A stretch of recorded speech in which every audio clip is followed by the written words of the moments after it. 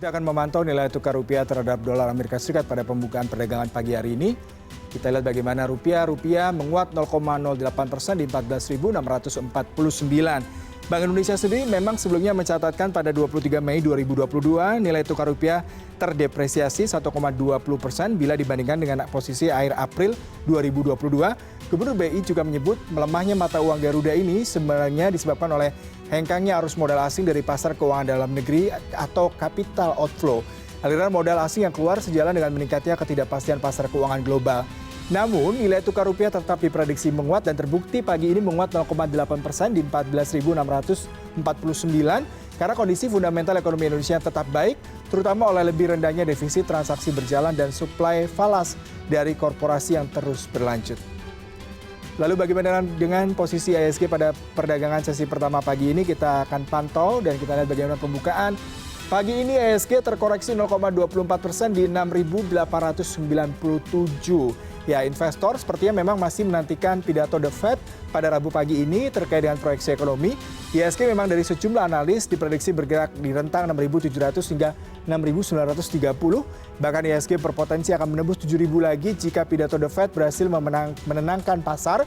Namun jika terjadi sebaliknya maka diperkirakan IHSG lanjut ke koreksi. IHSG hari ini akan diprediksi menguat dalam rentang pergerakan 6.900 hingga 6.975. Pergerakan pasar adalah diperoleh dari adanya risalah Federal Open Market Committee (FOMC) meeting dan tinjauan stabilitas keuangan Bank Sentral Eropa. Harga komoditas serta reaksi pasar terhadap keputusan BI mempertahankan suku bunga 3,5% akan mewarnai pergerakan bursa saham pada Rabu ini. Selanjutnya kita pantau bagaimana pembukaan bursa saham Asia Pasifik pada pagi hari ini. Kita lihat semua sepertinya menghijau kecuali Nikkei di 0,22% di 26.688, sementara Hang Seng, Shanghai Composite dan Kospi semua menguat dari rentang 0,17% hingga 0,82%. Sentimen bursa Asia terutama Jepang dilihat dari data pembacaan awal aktivitas manufaktur yang tergambarkan pada Purchasing Manager Index pada Mei 2022 yang sedikit terkoreksi menjadi 53,2%, terbukti Nikkei terkoreksi 0,22% hari ini. Dan pada April lalu memang terkoreksi sekitar 53,5%. Pada perdagangan Selasa kemarin, perusahaan produsen kendaraan yakni Toyota mengatakan akan memangkas produksi globalnya sekitar 100.000 hingga 850.000 pada Juni karena kekurangan semikonduktor. Saham pembuat mobil Jepang juga turun 0,56%. Kekhawatiran inflasi diperburuk dalam beberapa bulan terakhir ketika Tiongkok menerapkan penguncian wilayah lockdown untuk menahan penyebaran COVID-19, menambah ketegangan pada rantai pasokan. Ya, kita lihat bagaimana penutupan bursa Eropa pada Selasa waktu setempat. Bursa Eropa semua terkoreksi, Euro, FTSE, DAX, dan CAC terkoreksi 1,66% hingga 1,64%.